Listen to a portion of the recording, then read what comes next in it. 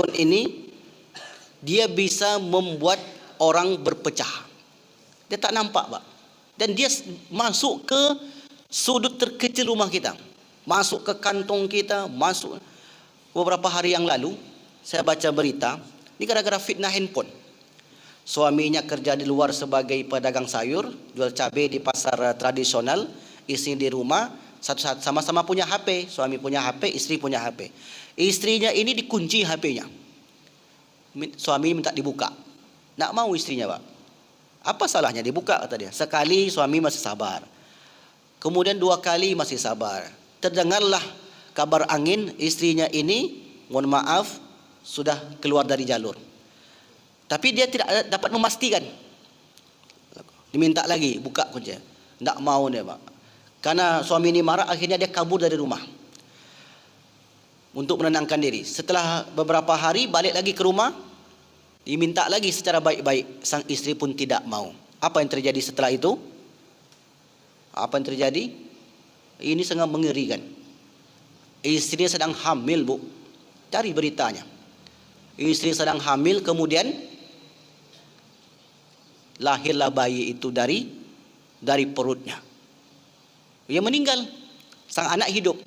Ketika ditanya, diinterogasi oleh polisi, apa sebabnya? Karena dia HP ini tidak dibukanya. Itulah penyebabnya. Sepele nampaknya, tapi itulah fitnah yang tanpa kita sadari menyebabkan pecahnya suatu keluarga yang baik. Padahal dahulunya orang ini orang baik, Pak. Suami itu baik, istri baik. Karena mungkin wallahu alam setan membisiki begini dan begitu, lalu kemudian terjadilah perkara yang mengerikan itu. Muhammad wa ala ali sayyidina Muhammad. Kaum muslimin, Bapak Ibu, hadirin hadirat yang besar tak dihimbau gelar, yang kecil tak disebut nama. Pagi ini kembali kita lanjutkan kajian perjalanan hidup setelah kehidupan di dunia. Sebelum kita lanjut, kita berdoa terlebih dahulu untuk mendapatkan keberkahan majlis ini. A'udzubillahi minasyaitonirrajim. Bismillahirrahmanirrahim. Alhamdulillahirabbil alamin. Assalatu wassalamu ala asyrafil anbiya'i wal mursalin wa ala alihi wa ashabihi rasulillahi ajma'in. Allahumma anzil sakinata wal barakata was salamata wal afiyata ala jama'ati Masjid Nurul Huda ya arhamar rahimin. Allahumma astaqimna fi dinika, Allahumma akhlisna fi kulli amal. Rabbana afir alaina sabara wa tsabbit aqdamana wansurna 'alal qaumil kafirin. Rabbana atina fid dunya hasanah wa fil akhirati hasanah wa qina adzaban. Alhamdulillahirabbil alamin. Bapak Ibu yang dimuliakan Allah, tema kita perjalanan hidup setelah kehidupan di dunia ini. Lalu mengapa pembahasan kita tentang akhir zaman? Kalau ada yang bisa menjelaskan sedikit saja, akan saya kasih hadiah. Hadiahnya buku Sifat 20. Karena ada yang bertanya, pembahasan kan selama ini tentang kematian, Ustaz. Tentang perjalanan hidup setelah kehidupan di dunia. Mengapa babnya menyerempet ke akhir zaman? Ya, silakan Pak Haji.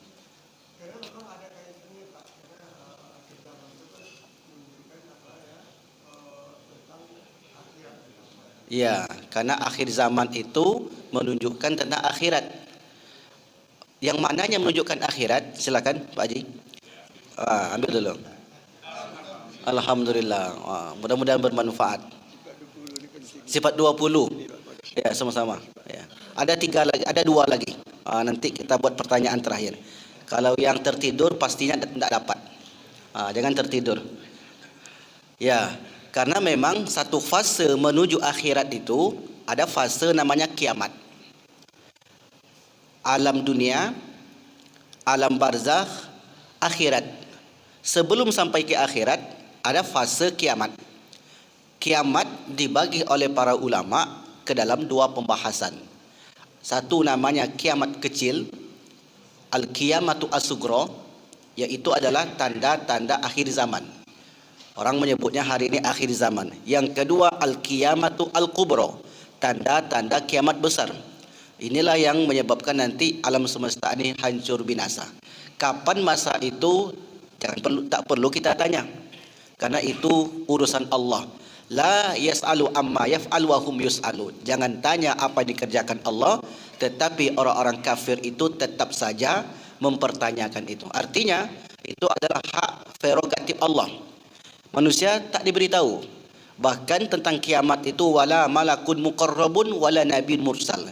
Malaikat yang terdekat sekalipun dan nabi yang diutus oleh Allah ke muka bumi ini tidak mengetahui kapan pastinya terjadinya hari kiamat itu. Rasul hanya menyebutkan tanda-tanda. Nah, tanda-tanda ini satu buku dengan buku yang lain beragam. Ada yang menyebutkan 20, ada yang menyebutkan 50, ada yang menyebutkan 100, tergantung bukunya. Maka dalam buku kita menyebutkan hanya 36 saja.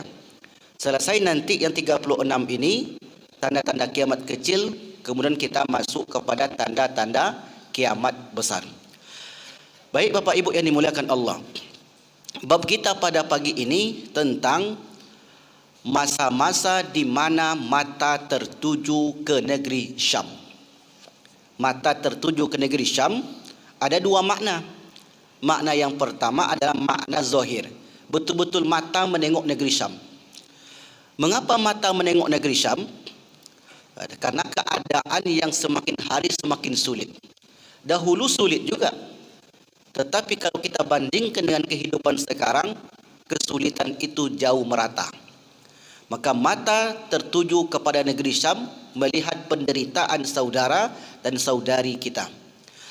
Bahkan kebaikan negeri Syam itu memberikan efek positif kepada kebaikan negeri-negeri yang lain. Ada satu penelitian yang diteliti oleh Profesor Abdul Fattah Al-Uwaisi, di mana beliau dalam tesisnya, disertasi profesornya itu menemukan satu teori yang disebut Circle of Barakah, circle keberkahan. Jadi Baitul Maqdis itu disebutlah circle keberkahan. Subhanallazi asra bi abdihi lailan minal masjidil haram ilal masjidil aqsal lazi barakna haulahu. Barakna kami berkahi haulahu, sekitarnya. Sekitarnya ini kalau buat radius sekitarnya ini berapa jauh? Ada mengatakan sekitar Masjid Al-Aqsa saja, ada mengatakan sekitar Palestina saja, ada mengatakan sekitar negeri Syam saja, Lebanon, Suria, Jordania, sama dengan Palestina. Ada mengatakan, ini penelitian terakhir beliau itu, waktu itu pernah diundang ke Pekanbaru Bapak Ibu, Abdul Fattah Al-Uwaisi. Dia, istrinya, dan anak-anaknya memfokuskan diri untuk meneliti Baitul Maqdis. Anak yang bernama Dr. Khalid Al-Uwaisi, dan saya pernah bertemu dengan beliau ketika di Karanganyar dahulu. Dan anak perempuannya pun meneliti satu persatu tentang keberkahan negeri Palestina itu. Nah, yang kita ambil di situ adalah tentang circle of barakahnya, lingkaran keberkahan yang belum teliti. Nah, kenapa beliau mengatakan keberkahan negeri-negeri lain itu bersumber dari Palestina? Karena ada satu hadis yang menyebutkan apabila fasada rusak ahlu Syam, penduduk Syam, fala khaira fikum, maka tidak ada kebaikan bagi kalian. Berarti hadis ini menunjukkan negeri Syam itu menjadi magnet. Kalau negeri Syam itu rusak, maka kalian akan ikut rusak. Begitulah kira-kira maknanya. Kalau negeri Syam itu aman, maka negeri kalian akan ikut aman. Kenapa bisa begitu negeri Syam? Nah, dari sisi keuntungan duniawi, Palestina atau negeri Syam itu adalah yang menghubungkan satu benua ke benua yang lain. Disitulah jalur terdekat. Hal ini bisa kita tanya ke Pak Lukman. Kalau melingkari benua itu butuh waktu berbulan-bulan, bahkan mungkin setengah tahun. Betul nggak Pak? Tapi negeri yang terdekat Bapak Ibu, kemana kita pergi? Maka dari negeri Syam itulah lautnya melimpah, hasil buminya luar biasa dibandingkan negeri yang lain. Kalau kita hari ini ke Saudi, kita mendapatkan makanan yang banyak, ikan-ikan yang segar. Sebagian chef kita mengatakan sebenarnya ini bukan dari Saudi, tapi diambil dari luar. Begitu kata mereka. Kita tidak tahu pastinya Bapak Ibu. Nah, ada memang mengatakan ini dari Saudi karena mereka mengairi, menghijaui negeri-negeri mereka. Artinya apa? Tidak seperti negeri Syam. Negeri Syam itu li'ila fi Quraisy ila fihim rihlatash syita'i was saif. Ketika di musim dingin mereka berdagang ke Yaman karena Yaman itu panas. Ketika musim panas mereka berdagang ke negeri Syam karena negeri Syam itu memang menjadi pusat sejak dahulu sampai hari ini, pusat perdagangan. Bapak Ibu yang dimuliakan Allah. Lalu kemudian Profesor Abdul Fattah Al-Uwaisi ini dalam tesisnya itu menyampaikan ke banyak kampus universitas, termasuk hari itu beliau kuliah umum di Universitas UIR waktu itu, dan menjelaskan keberkahan tentang negeri Syam. Nah, tema kita di awal tadi, mata tertuju ke negeri Syam. Ada dua makna. Makna yang pertama, mata kita melek ke sana. Maka hari ini saya yakin sejahil-jahilnya orang atau orang yang tak beriman sekalipun matanya tertuju ke negeri Syam. Yang selama ini mungkin terselubung Bapak Ibu. Selama ini matanya hanya menengok ke Mekah dan Madinah. Dalam satu riwayat disebutkan kharabul Madinah, runtuhnya Madinah, umranul Baitul Maqdis. Baitul Maqdis itu akan makmur. Ini kan ungkapan Nabi 14 abad yang lalu. Mungkin enggak nanti kota Madinah itu ditinggalkan? Kalau menengok keadaan Bapak Ibu yang tidak ada pedulinya sedikit pun, ya, terutamanya penjaga Haramain itu, bisa jadi kita enggan untuk datang ke sana. Berarti kalau enggan ke sana, Ustaz, enggak ada orang yang haji dan umroh. Haji dan umroh tidak mesti ke Madinah. Haji dan umroh itu cukup ke Mekah saja. Ke Mekah, ambil miqat di Tanim ataupun di Jeddah dekat di Lamlam, langsung ke Mekah, habis itu pulang. Ke Madinah itu kita hanya melihat baginda Nabi, kubur baginda Nabi Muhammad sallallahu alaihi wasallam. Nah, dalam hadis riwayat Imam Al-Hakim di mana beliau menyebutkan dalam Mustadraknya, an Abdullah ibni Amr qala, ya'ti 'alan nas, akan datang kepada manusia zamanun, suatu masa, la yabqa fihi mu'minun, tidak ada seorang mukmin pun yang tersisa, illa lahiqa Syama, kecuali akan ikut bergabung ke negeri Syam. Tidak ada satu pun mukmin kecuali akan ikut bergabung ke negeri Syam. Bergabung di sini, di situ ada yang memahami terjadinya al-malhamatu al-kubra, perang Armageddon di akhir zaman. Ini pendapat para ulama. Memastikan hanya Allah yang tahu. Karena ulama ketika membaca teks, mereka memahami sesuai kemampuan. Itu sebab satu ulama ini berbeda pendapat. Dan sebenarnya berbeda pendapat itu hal yang lumrah, tidaklah tercela. Orang bisa berbeda pendapat dan bisa juga berbeda pendapatan. Biasa itu. Yang berbeda pendapatan banyak di antara kita. Yang beda pendapat pun banyak. Jadi tak tercela sebenarnya. Kecuali sudah menyinggung ranah akidah. Yang satu mengatakan beriman wajib, yang satu tidak. Yang satu mengatakan qala Allahu qala ta'ala, disebutnya qala Rasul. Yang satu mengatakan innama qali, disebutnya perkataan Rasul. Kalau itu ya tentu kita bantah, sebab tidak boleh seseorang mengatakan suatu perkataan yang tidak disebutkan oleh Nabi. Lalu kemudian orang ini menyandarkan perkataan itu kepada Nabi. Ini kan menjadi suatu yang sangat salah kaprah.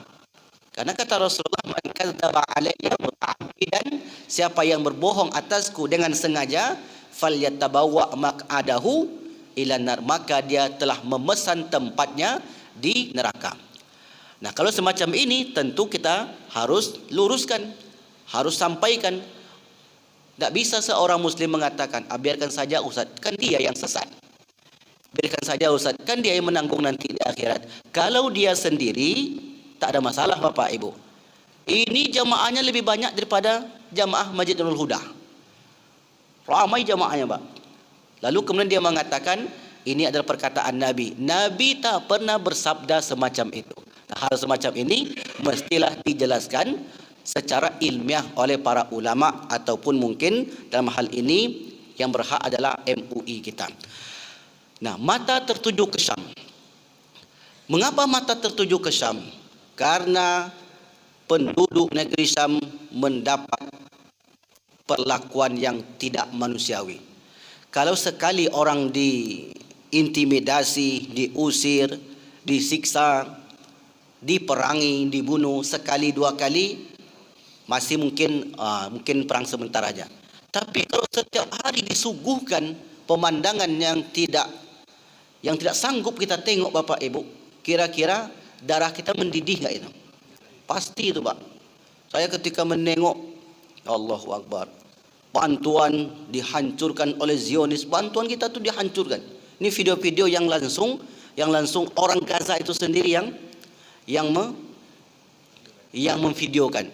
Sebelumnya ketika perang di Suriah, orang tua yang mungkin berbeda keyakinan mereka ditembak begitu saja. Sekali kita tengok, ya mungkin lah, belum begitu panas darah kita. Dua kali kita lihat, belum juga lagi.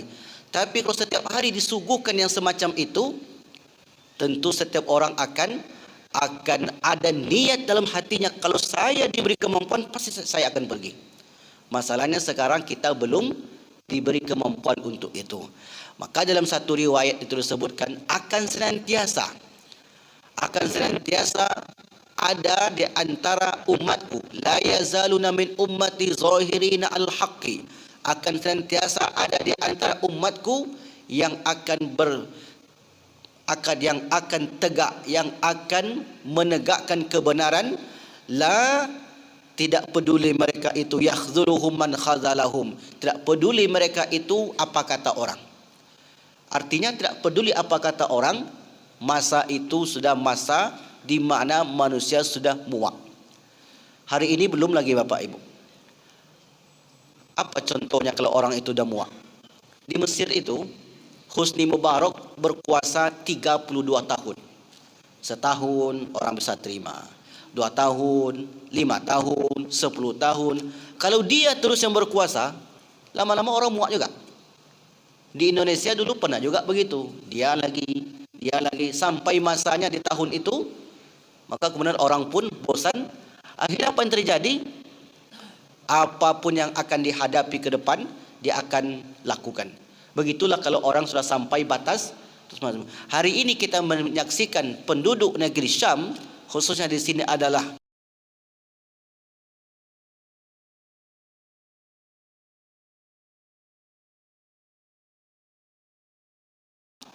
hari ini hanya sebatas mata kita yang tertuju ke sana. Belum bisa mengikutkan serta diri untuk bergabung ke sana. Karena memang ya disebabkan adanya aturan internasional dan seterusnya. Tapi hal semacam ini bisa saja berubah. Karena tidak ada yang pasti, tidak ada yang pakem di dunia ini kecuali Al-Quran dan hadis saja. Dalam riwayat Imam Tirmizi, Rasulullah bersabda, an Abdullah ibn Amr an abihi qala, berkata, qala Rasulullah sallallahu alaihi wasallam, satakhruju narun, akan muncul api, min Hadramaut, dari Hadramaut. Hadramaut ini berarti Yaman.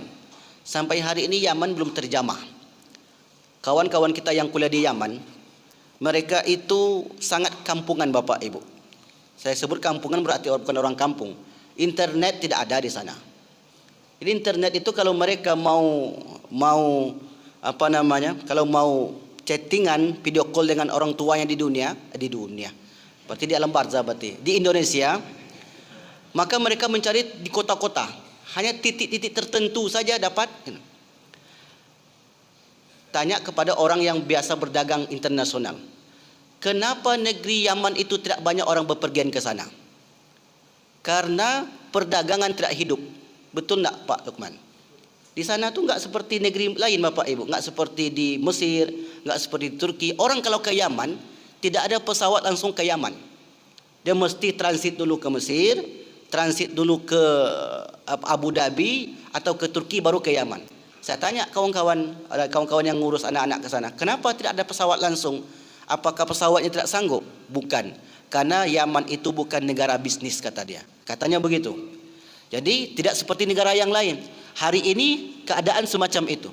Tapi suatu saat nanti, entah kapan itu masanya, hanya Allah saja yang tahu, Kata Rasulullah, satakhruju narun, akan muncul api min Hadramaut, dari Hadramaut, au min nahri bahril Hadramaut, atau dari laut Hadramaut.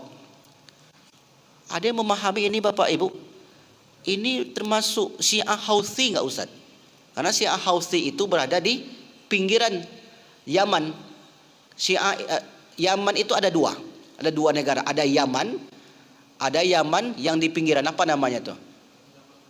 Yaman Utara sama Yaman Selatan. Yaman Utara yang dekat lautan itu dihuni oleh Houthi. Houthi itulah yang senantiasa menghadang kapal-kapal perang yang dikirim oleh Amerika dan sekutunya. Nah, zaman itu kan belum terjadi ya Bapak Ibu. Zaman 14 abad yang lalu tak terbayang oleh sahabat, oleh para ulama kala itu.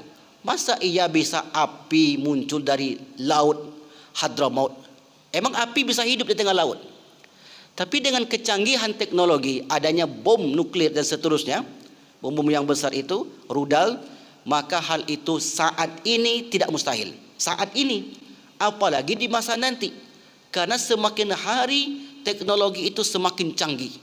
Semakin hari semakin canggih. Kalau dahulu orang berperang menggunakan pesawat tempur, hari ini orang berperang menggunakan pesawat tanpa awak. Kalau hari ini orang berperang menggunakan tank yang ada pengendalinya, supirnya, maka sudah ada beberapa tank yang tidak ada supirnya. Bagaimana di masa yang akan datang? Bisa jadi lebih canggih daripada itu.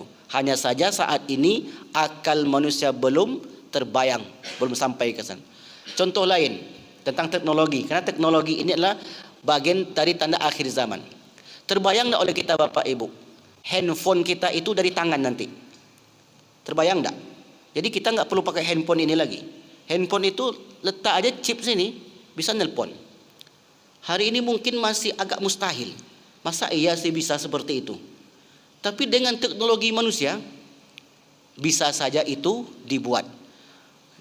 Pengembangan setiap hari semakin beragam. Akan muncul api dari Yaman ataupun dari laut Hadramaut qabla yaumal qiyamah, sebelum datang hari kiamat. Berarti hari kiamat tanda-tanda yang kita sebutkan seperti Dajjal, Imam Mahdi, Nabi Isa, dan tiupan sangkakala pertama dan kedua. Tahsyurun nasu, yang mengumpulkan manusia. Mahsyar itu artinya berkumpul. Mahsyar berkumpul di akhirat, hasyar artinya berkumpul, yang mengumpulkan manusia. Qalu, lalu kemudian para sahabat bertanya, ya Rasulullah, fama ta'muruna, kalau sampai di zaman itu, kan kami hidup di zaman itu, apa yang engkau perintahkan untuk kami? Kira-kira perintahnya pergi ke Mekah atau Madinah? Tidak disebut di situ Bapak Ibu. Enggak ke Mekah, enggak ke Madinah.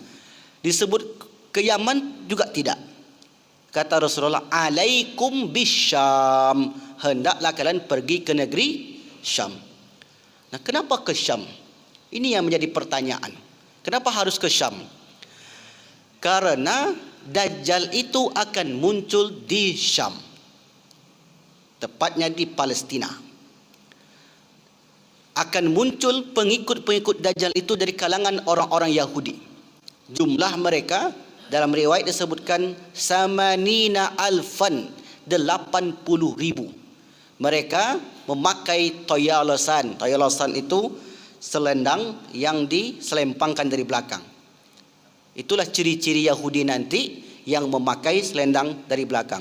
Siapa yang dimaksud oleh Nabi di sini? Menurut para ulama, mereka adalah para rahib-rahib yang mengembosi, yang memprovokasi orang-orang yang berkeyakinan sama dengan mereka. Nah, sebenarnya Bapak Ibu, kalau kita tengok Netanyahu itu, mereka itu kan sebagai tameng saja di luar. Yang menggerakkan itu bukan di luar, tapi di belakang semua. Orang berbuat berdasarkan keyakinan. Keyakinan itu dapat dari orang yang berilmu. Siapa orang berilmu dari kalangan orang Yahudi? Para rahib-rahib mereka. Kalau tentara itu tidak ada ilmunya Pak. Karena mereka dari kecil sudah dididik untuk berperang. Apa atas perintahan atasannya, maka mereka akan lakukan. Nurut saja, karena begitulah di dunia militer. Apa kata atasannya, apa kata jenderalnya, maka dia akan ikut. Nah, jenderalnya ini siapa yang mengontrol? Di belakangnya ada para alim ulamanya mereka. Di sini adalah para rahib yang berperan terhadap orang-orang Yahudi hari ini.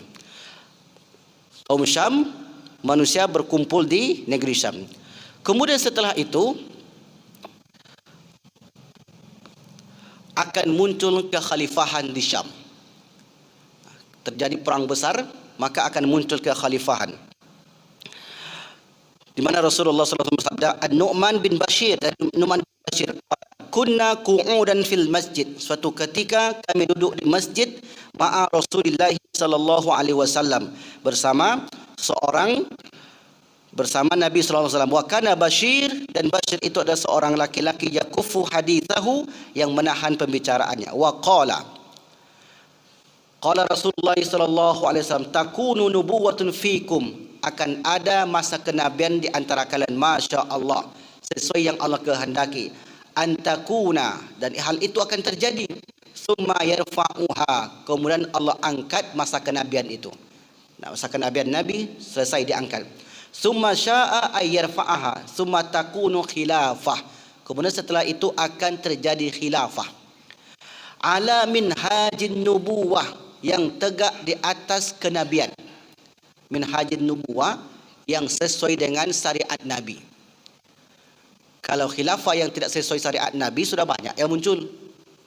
Dulu ada namanya Abu Bakar al-Baghdadi, yang disebut dengan Daesh ketika itu.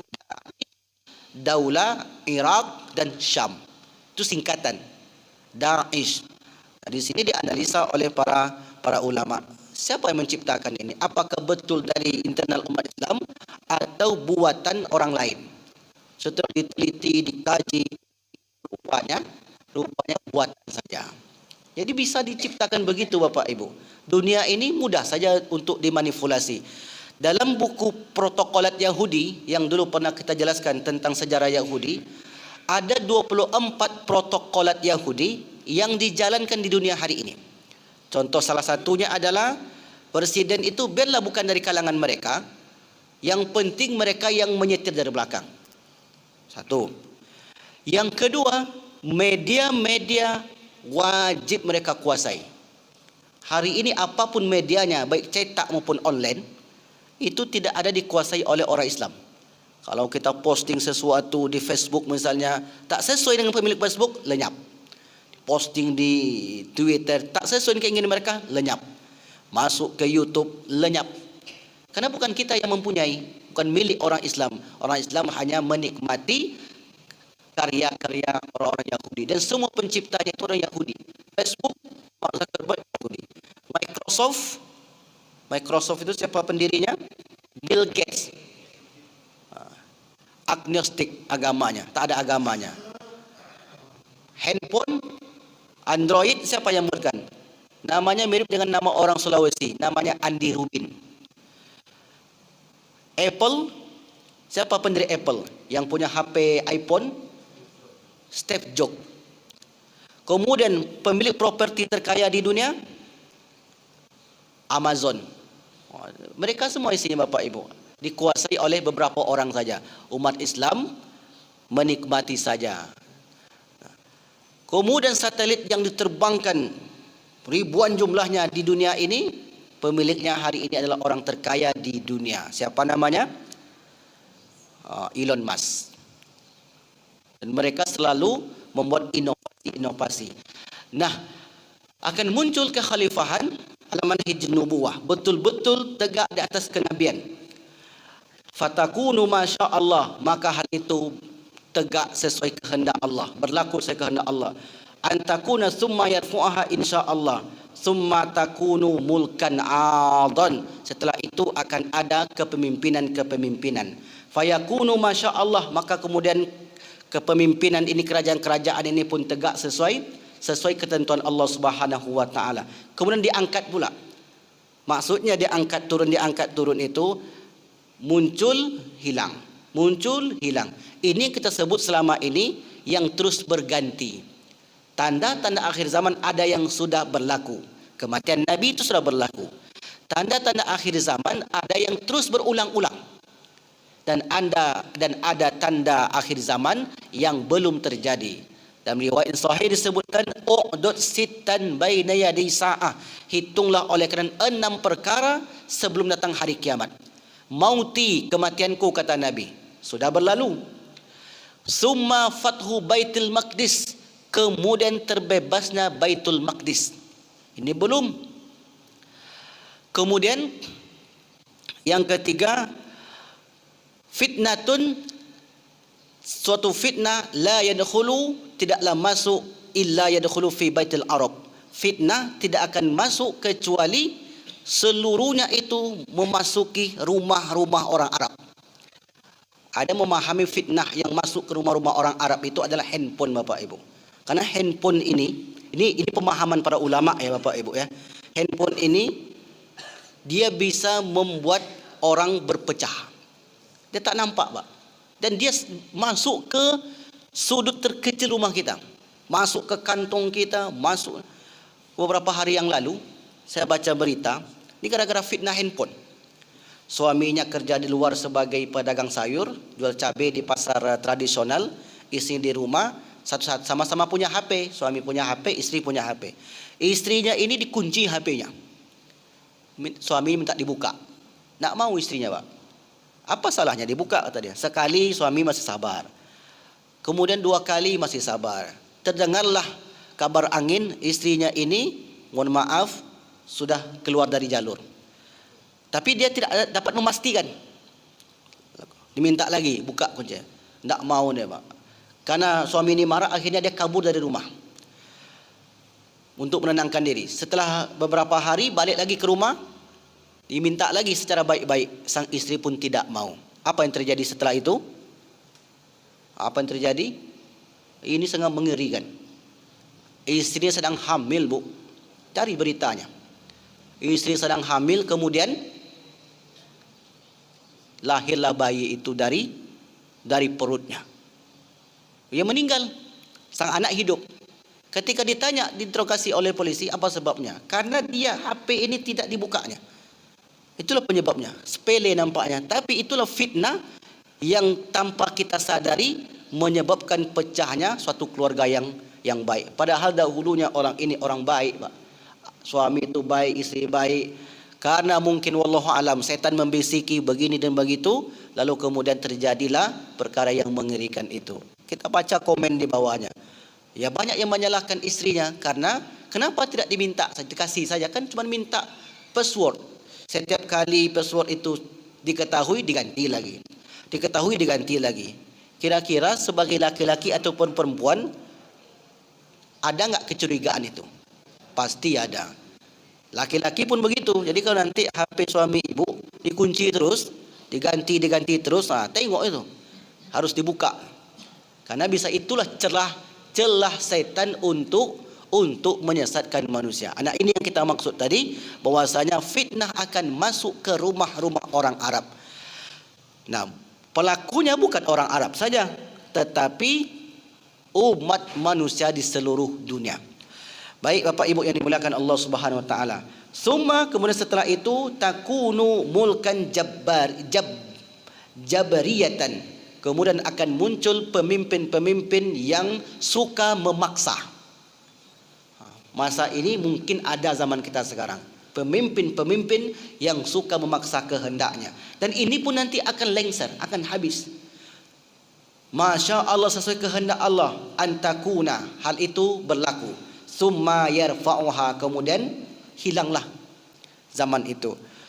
Idza syaa ayarfa, summa takunu khilafatan ala minhajin nubuwah, kemudian akan muncul kepemimpinan sesuai dengan khilafah yang diajarkan oleh baginda Rasulullah sallallahu alaihi wasallam. Inilah tanda-tanda yang disebutkan oleh Rasulullah sallallahu alaihi wasallam. Dalam hadis yang lain dari Abu Hurairah, an Abi Hurairah qala qala Rasulullah sallallahu alaihi wasallam, Rasul bersabda, idza takhadal fai jika harta rampasan perang dimonopoli oleh kelompok tertentu. Akan datang suatu masa di mana harta itu disebut sini harta rampasan, tapi sebenarnya harta yang di muka bumi hanya dikuasai oleh beberapa kelompok saja, dimonopoli oleh mereka-mereka saja. Ini satu. Yang kedua, wal amanatu maghnaman. Amanah itu dianggap seperti harta rampasan perang. Kalau harta rampasan perang, orang berbondong-bondong untuk mendapatkannya. Amanah kepemimpinan, kekuasaan, mereka akan bersusah payah, berbondong-bondong untuk mendapatkannya. Apapun yang terjadi dia akan dapatkan. Karena dianggap harta rampasan perang ini Karena dianggap amanah ini, kekuasaan ini seperti harta rampasan perang, dan setiap orang akan berusaha untuk mendapatkan itu. Yang ketiga, waz zakatu maghraman. Zakat itu orang membayarnya karena dianggap sebagai denda. Takut dia bayar zakat karena dianggap sebagai denda, bukan sebagai kewajiban. Wa tu'allima li ghairid dini, dan orang-orang belajar bukan untuk tujuan agama. Nah, ini pernah kita sampaikan, akan muncul satu kelompok, la taqumu sa'ah man talabal ilmi, seorang yang menuntut ilmu, liyumari bihi sufaha, untuk membodoh-bodohi orang awam. Ada orang menuntut ilmu tujuannya untuk membongak-bongakkan orang awam.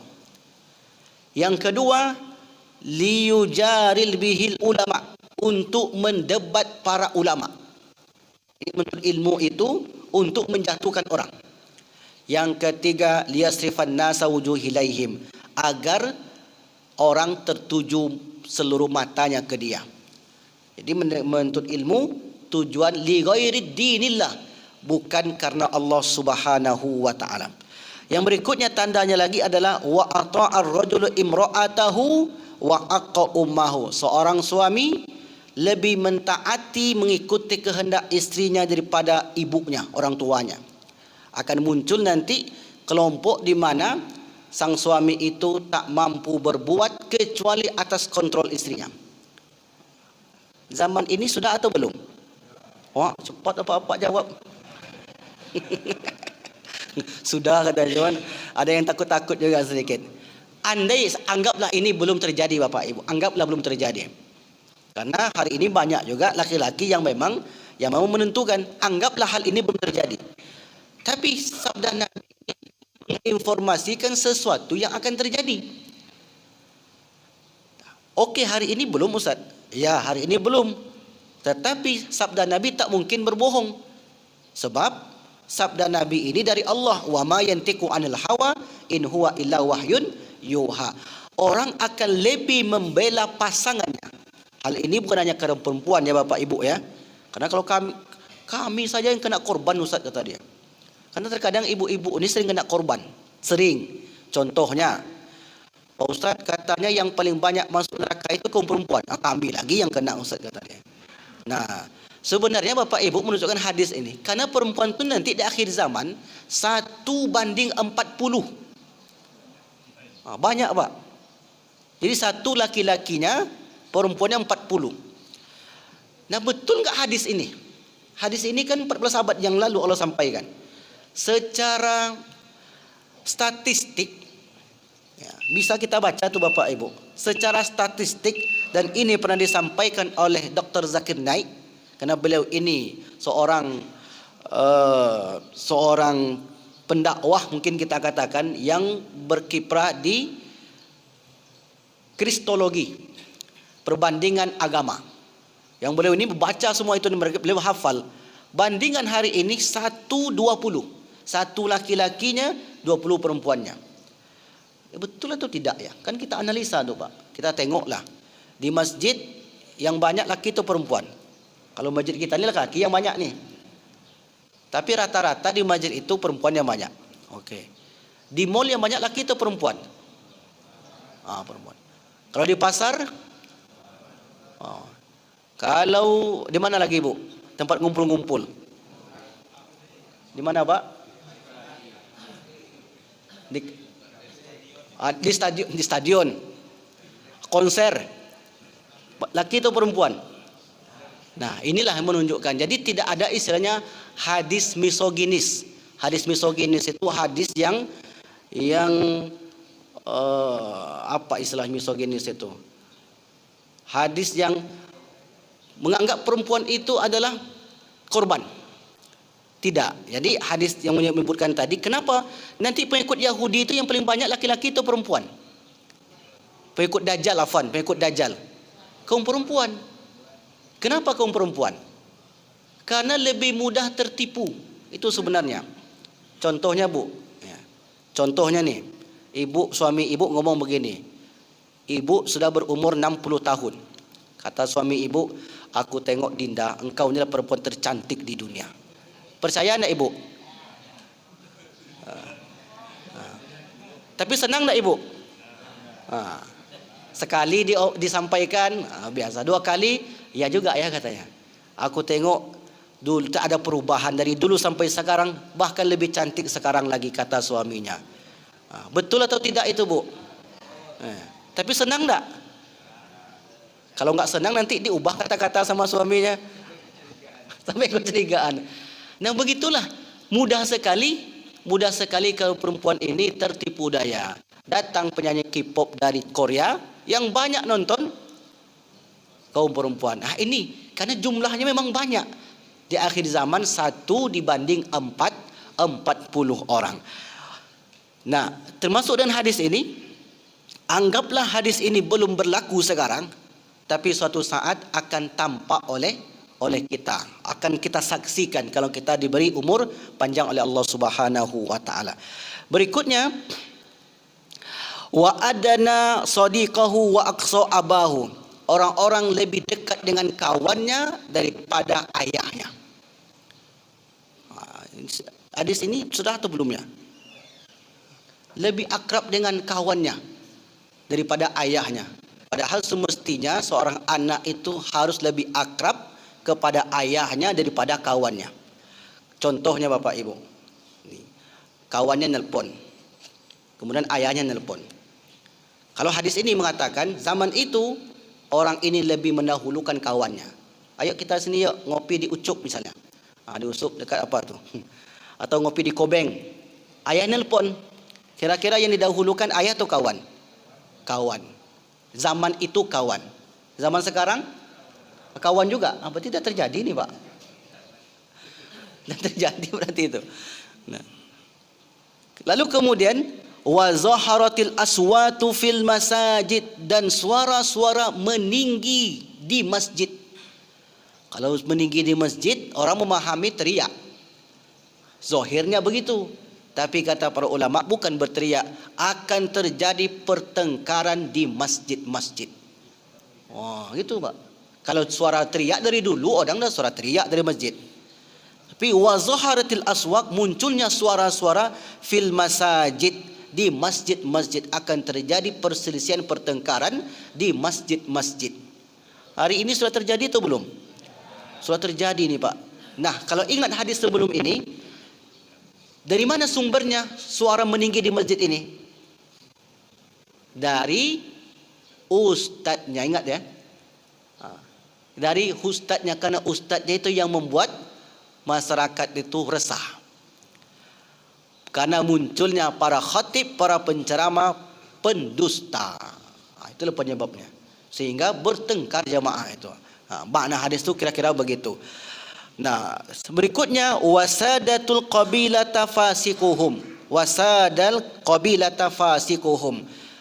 Para pemimpinnya dari kalangan orang-orang fasik. Ini sudah kita sebutkan. Wa kana zaimul qaumi arzaluhum.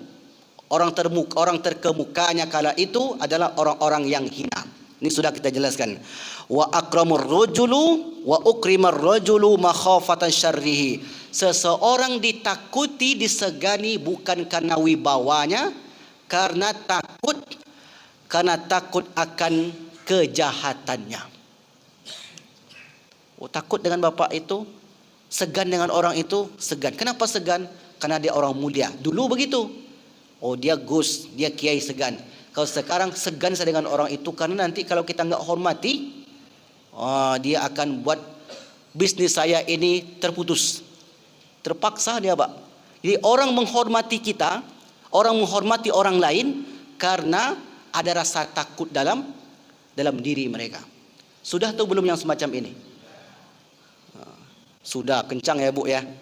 Ya, kalau saya buat contoh nanti viral pula videonya nanti. Tak perlulah buat contoh-contoh yang berkaitan dengan sekarang. Karena ada tim kita yang siap memotong-motong video ini. Okey, baik. Kita akan ambil garis umumnya saja. Orang dihormati kala itu bukan karena wibawanya, bukan karena ilmunya, bukan karena kehormatannya, tapi karena orang takut dengan dia. Wih, bapak itu akhirnya hormat dengan dia. Oh, ini orang ini, hormat kita dengan dia. Apapun kita akan sanjung dia disebabkan akan memberikan efek buruk terhadap kehidupan orang lainnya.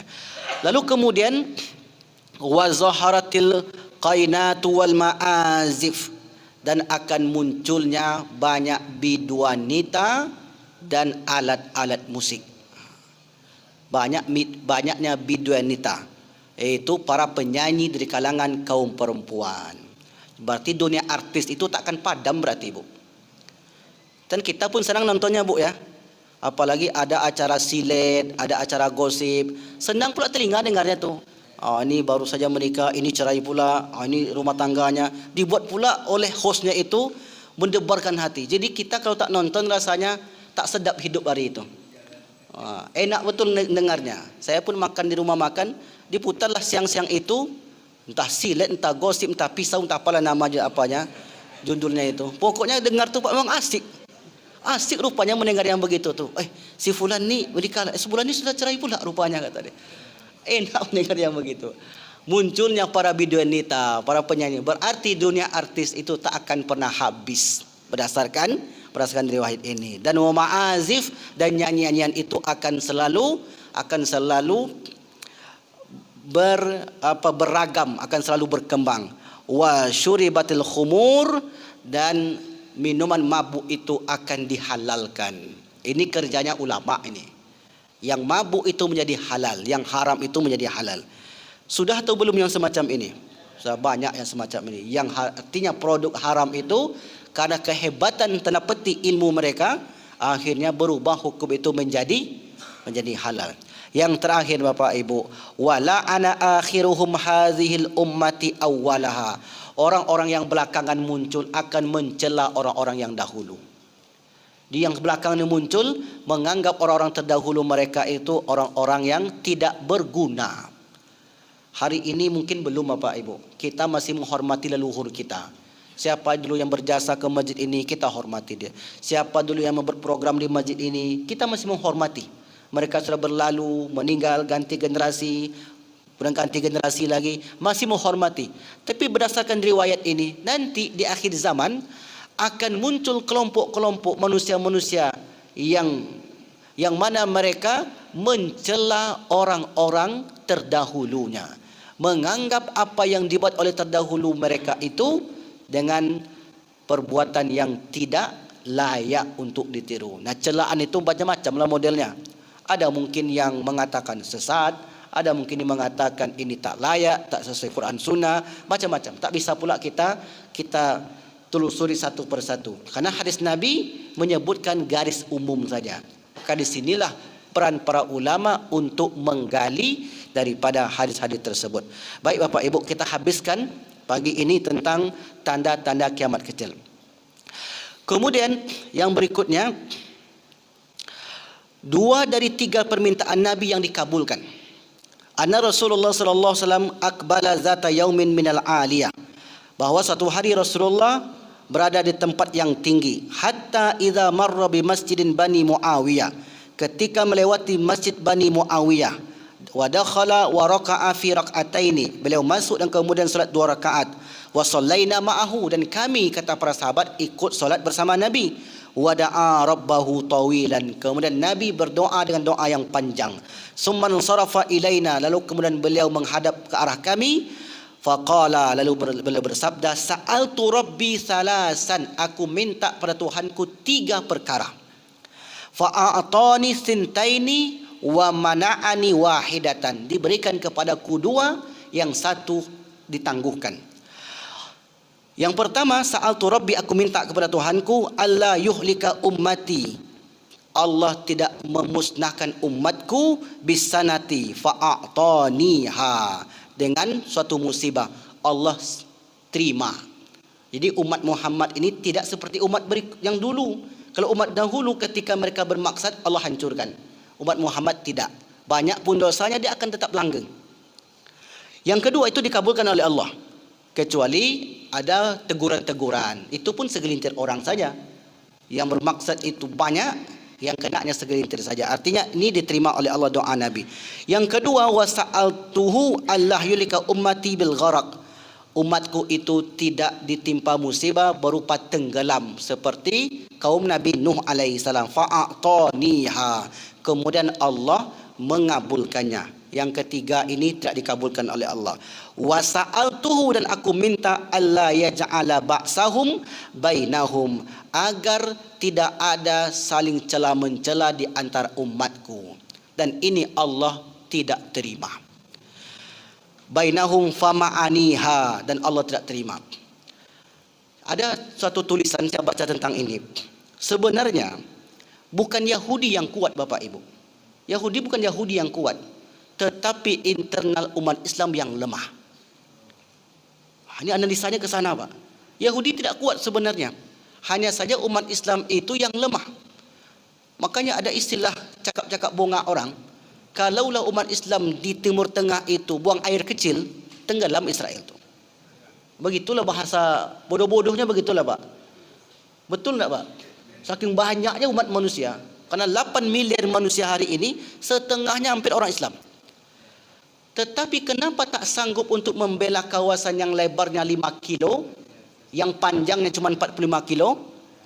Karena lemahnya internal umat Islam. Sebab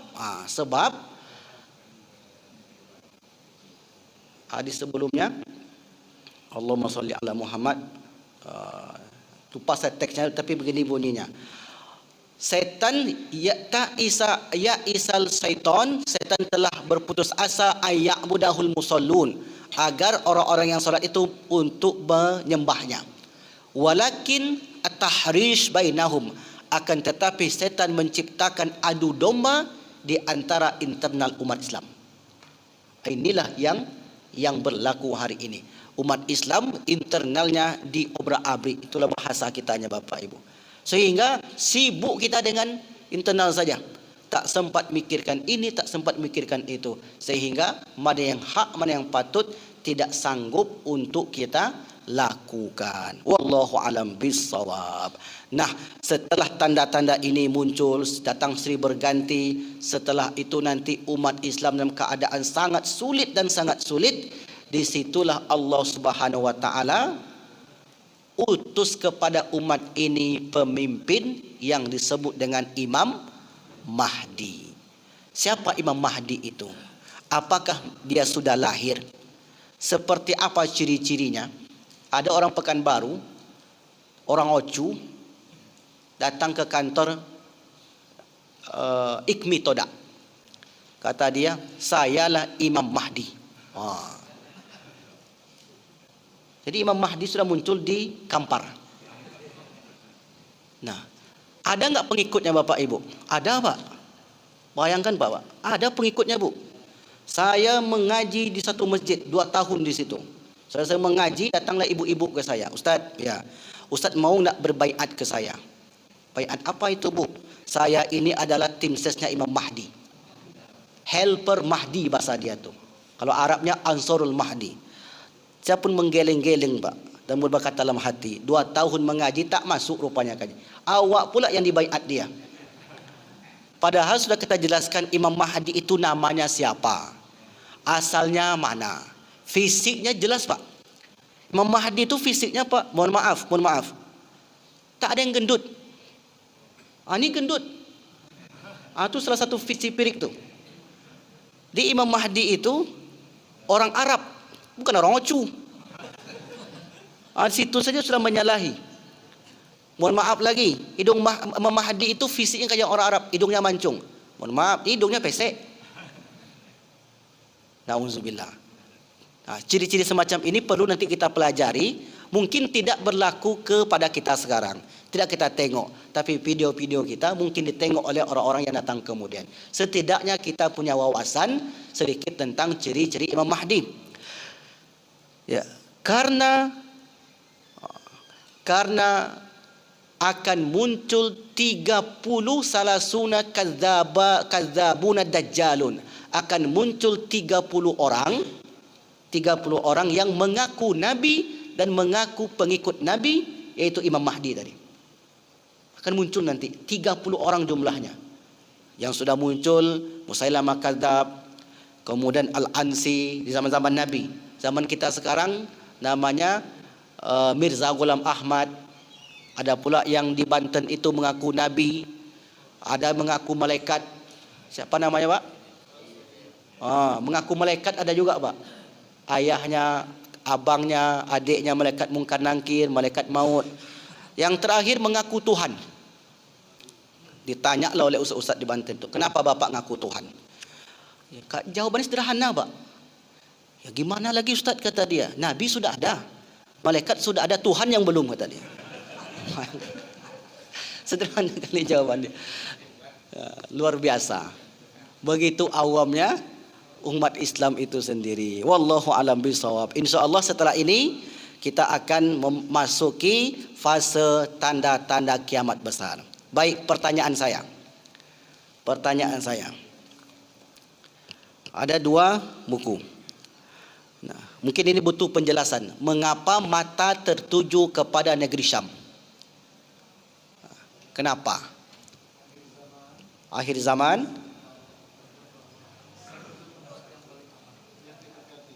Syam tempat yang paling diberkati. Okey, itu betul. Tapi kenapa tertuju mata? Dari dulu kan sudah berkati Syam itu. Kenapa mata tertuju ke sana? Silakan, Pak. Ya, yang belakang pakai peci putih. Karena mereka sering terzalimi. Ya, karena sering terzalimi setiap hari, sehingga kita mungkin tak tahan menengoknya, sehingga mata tertuju ke sana, orang sudah muak, sehingga mereka akan berbondong-bondong ke negeri Syam. Silakan, Pak. Allahu Akbar. Satu lagi. Okey, baik. Ini buku akhir zaman, buku sifat 20 ini saya tulis untuk menjelaskan kepada orang yang menyalahkan sifat 20. Ya, sebenarnya itu saya tulis ini. Karena kata dia sifat 20 itu tidak ada dalil Al-Quran, tidak ada dalil dari hadis. Padahal buku ini atau pelajaran sifat 20 ini diajarkan di pesantren dari dulu sampai sekarang. Dan oleh ulama kita dari zaman ke zaman. Kalau di Jawa itu wajib nih, Pak, materi ini nih. Maka buku ini saya tulis sederhana. Sifat wujud dalilnya apa, Al-Qurannya mana, hadisnya mana, pendapat ulamanya mana. Itu saja isinya. Sehingga menjadi pegangan bagi umat Islam dalam mempelajari akidah sifat 20. Sehingga nanti kalau Bapak Ibu yang dulu pernah belajar sifat 20 dan disalahkan orang, sebenarnya itu tidak salah sebab dalilnya lengkap. Al-Quran maupun hadis Nabi SAW. Baik, pertanyaan terakhir. Sebutkan 3 tanda akhir zaman yang kita pelajari pagi ini. Ya, silakan.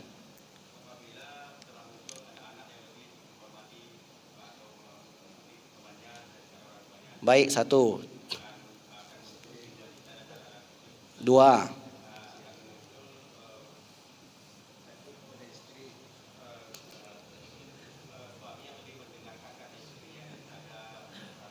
Oh iya, suami yang lebih mendengarkan kata istrinya daripada orang tuanya. Betul nak, Bu? Betul. Bukan saya yang jawab ya. Oke, silakan ambil bukunya. Baik, mudah-mudahan bermanfaat. Baik, Bapak Ibu yang dimuliakan Allah, waktu isyraq sudah masuk. Ya. Kita tutup kajian kita dengan doa. Auzubillahi minasyaitonirrajim. Bismillahirrahmanirrahim. Ya, bismillah. Alhamdulillahirabbil alamin, wassalatu wassalamu ala asyrafil anbiya'i wal mursalin wa ala alihi wa ashabihi rasulillahi ajmain. Allahumma khtim lana wa ajalana bi husnil khatimati was sa'adah wa la takhtim alaina bi su'il khatimati was syaqawah. Rabbana Afir alaina sabara wa tsabbit aqdamana wansurna ala qaumil kafirin. Allahumma ansur ikhwanal mujahidin al-mazlumina fi Palestin wa fi Gaza khususan Rafah ya arhamar rahimin.